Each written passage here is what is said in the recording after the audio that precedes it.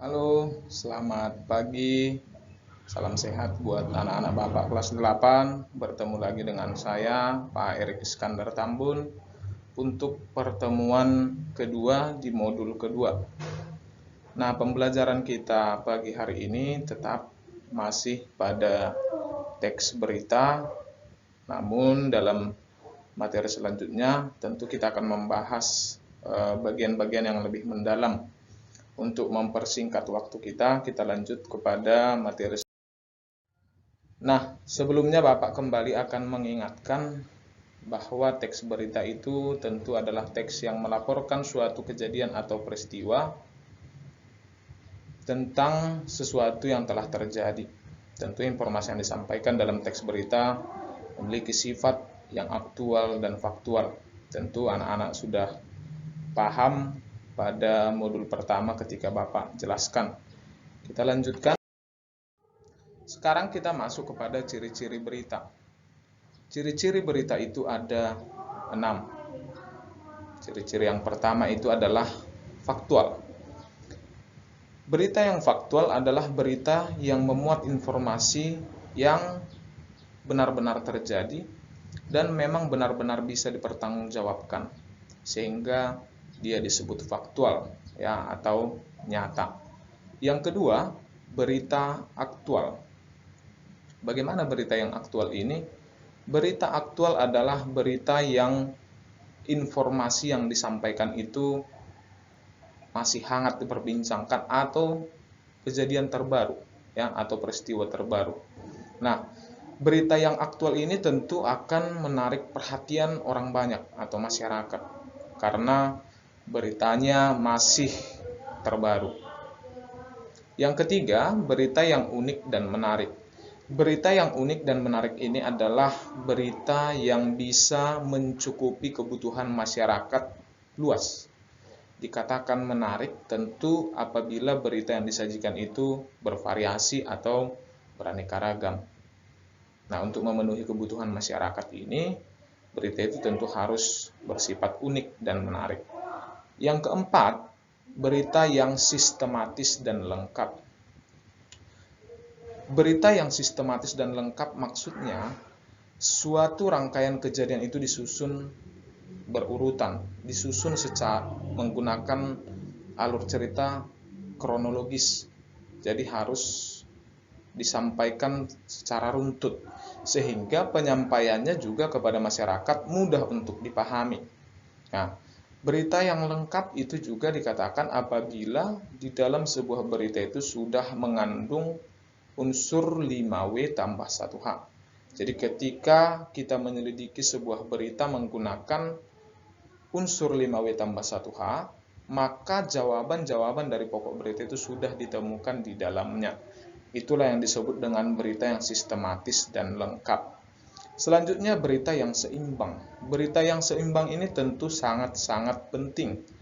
Kenapa dikatakan seimbang? Berarti berita itu objektif, sesuai dengan apa yang terjadi. Tidak terjadi pemihakan kepada si A atau si B. Artinya, apapun yang terjadi di lapangan, maka itulah yang akan disampaikan kepada orang banyak. Itulah berita yang berimbang. Yang terakhir adalah bahasanya harus komunikatif. Sebuah berita dikatakan memiliki bahasa yang komunikatif apabila informasi yang ditangkap oleh masyarakat luas, informasinya itu sama. Artinya, apa yang disampaikan si penyampai berita sama hal seperti yang ditangkapkan oleh si pendengar ataupun si pembaca. Sehingga tidak menimbulkan tafsir ganda atau salah tafsir kepada masyarakat. Nah, kebutuhan masyarakat, pola pikir masyarakat itu tentu berbeda-beda. Maka penyampaian berita itu haruslah komunikatif, sehingga semua orang dapat memiliki pola pemahaman yang sama.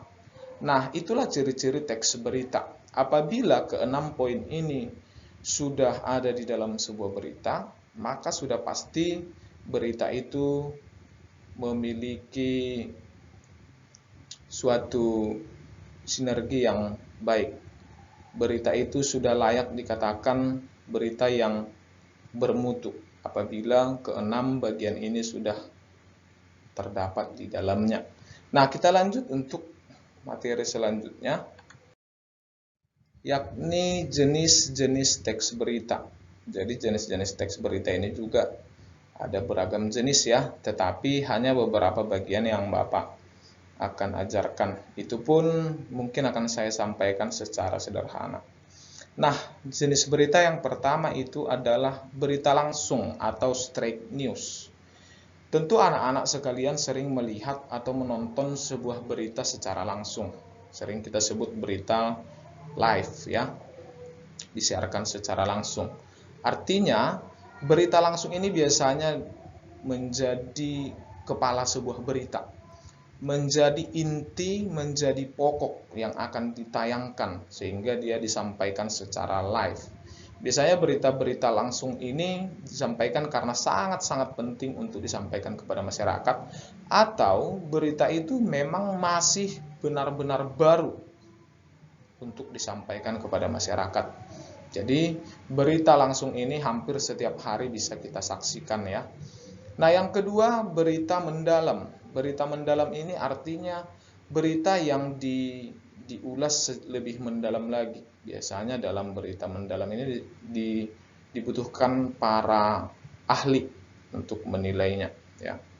Sama hal ketika kalau anak-anak pernah atau masih ingat kasus Jessica Mirna, tentu ini bisa mencakup berita secara langsung ketika di pengadilan, bisa juga disebut sebagai berita mendalam, di mana banyak para pakar-pakar hukum yang dimintai pandangannya berdasarkan fakta-fakta yang ada. Nah, itulah berita yang mendalam. Artinya berita mendalam ini adalah mengupas sebuah informasi lebih detail lagi, lebih lengkap lagi. Yang ketiga, berita penyelidikan, investigation news. Nah, kalau berita penyelidikan ini bisa kita lihat kalau Bapak tidak salah ada di net ya, siaran televisi net TV. Berita penyelidikan ini biasanya dilakukan untuk menyelidiki sebuah kasus, termasuk itu perjudian, termasuk itu hal-hal ilegal seperti narkoba. Nah, ini biasanya dilakukan perekaman ya di net TV malam hari kalau Bapak tidak salah ada berita penyelidikan, termasuk juga stasiun-stasiun televisi yang lain bisa nanti anak-anak saksikan. Nah, selanjutnya adalah berita interpretasi.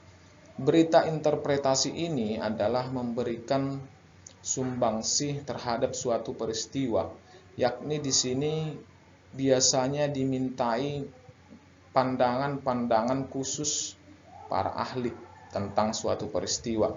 Ya, tentu berita interpretasi ini lebih mengutamakan fakta daripada opini. Berbeda dengan berita opini. Kalau berita opini berarti ini yang dimintai itu boleh pendapat masyarakat, boleh pendapat narasumber yang lain ataupun ahli, tetapi di sini yang lebih ditekankan itu adalah pandangan-pandangan pribadi seseorang. Itu dia kalau berita opini. Nah, jadi ada 5 jenis berita yang kita bahas secara sederhana. Tetapi yang paling sering mungkin kita lihat atau anak-anak kami saksikan yaitu berita langsung dan berita penyelidikan. Kenapa berita langsung ini setiap hari tentu kita lihat di televisi. Nah, itu untuk jenis-jenis berita. Di sini ada contoh teks berita. Kalau di pertemuan sebelumnya, Bapak menugaskan anak-anak semua untuk mencari sebuah berita seperti yang ada di slide ini. Kemudian anak-anak semua mencari pokok-pokok beritanya yakni 5W tambah 1H. Ini ada satu contoh teks berita yang bisa dikatakan beritanya singkat, padat, dan jelas. Jadi unsur 5W tambah 1H-nya sudah terdapat di dalamnya.